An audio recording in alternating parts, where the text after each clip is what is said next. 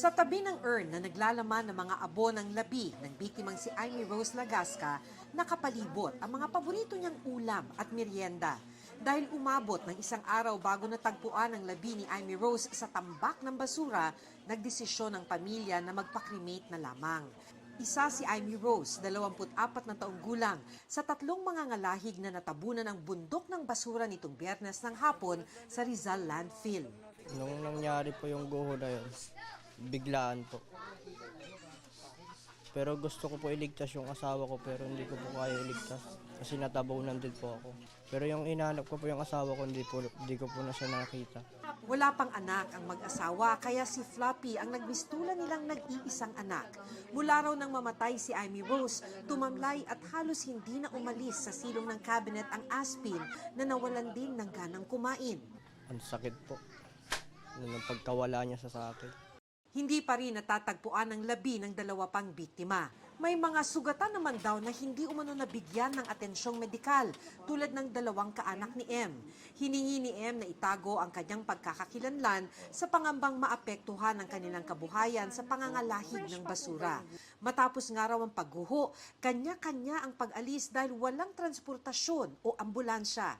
Sinong umaalalay? Yung mga kapwa na lang po, gaya ng may mga kulong-kulong po. Sila lang po ang kusang naghatid po sa bawat isa na survival po.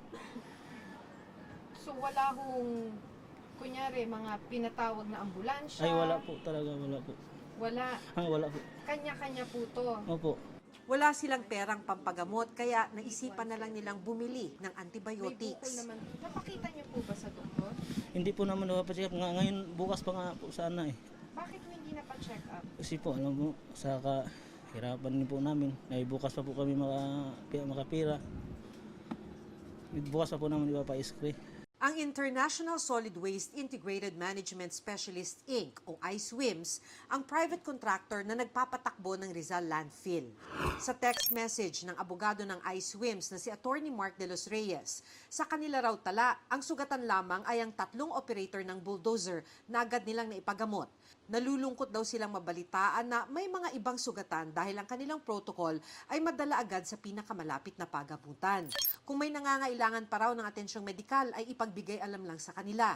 Sa isang privilege speech, hiningi ni Caloocan Representative Edgar Erice na imbestigahan ng Kamara ang insidente at pansamantalang ipatigil ang operasyon ng landfill. Matinding polusyon na raw ang idinudulot nito sa Laguna Bay at posibleng maapektuhan din ang Balara Water Reservoir. Naghain na rin ang resolusyon ng Makabayan Bloc na imbestigahan ito ng Kongreso.